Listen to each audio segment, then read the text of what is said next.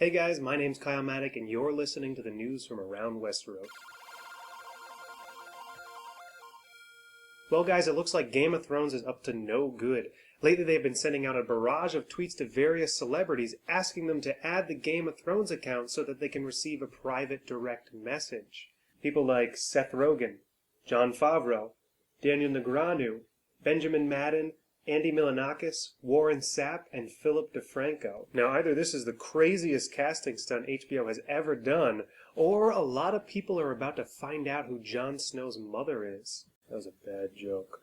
Or more likely it's related to the custom-made Game of Thrones boxes that have been showing up on the Twitter and Instagram feeds of random celebrities. Celebrities such as Anna Kendrick, Scott Ian, Mindy Kaling, and Michael Kenneth Williams. I'm guessing these few people have received boxes because they're celebrities who have been very vocal about their love for the show, and HBO is good at marketing.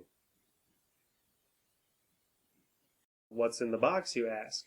Well, Scott Ian posted this picture, and in the picture you can see the box contains Season 1 and Season 2 of Game of Thrones, as well as something else. What is that in the middle? I can't tell what it is, but if you have an idea or you know, feel free to leave it in the comments below. Next up, I want to talk about an interview with George R.R. Martin that showed up online a couple days ago on Omnivoracious, an Amazon blog written by Robin A. Rothman. Yes, now there are tons of interviews with George that show up all over the place, but the usual questions get so boring. Who's your favorite character? Does it hurt to kill off these characters? And the worst question of all time, what happens if you don't live long enough to finish the series? Oh, so rude, I just want to flip tables.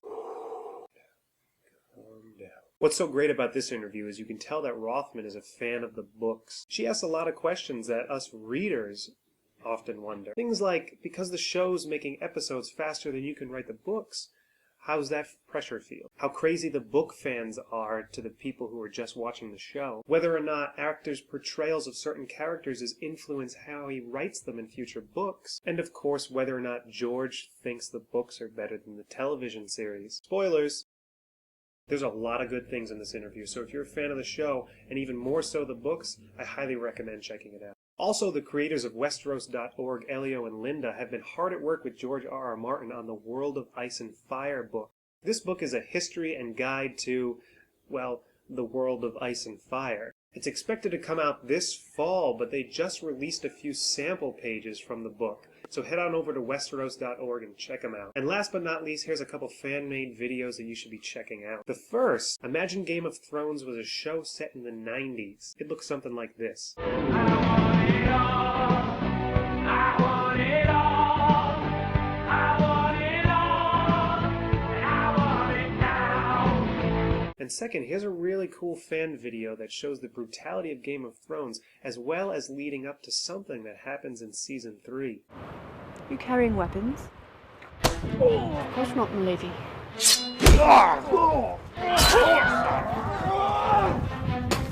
If it pleases, milady, I would like to finish my prayers. It pleases your lady to converse a bit with her servant. Of course, milady.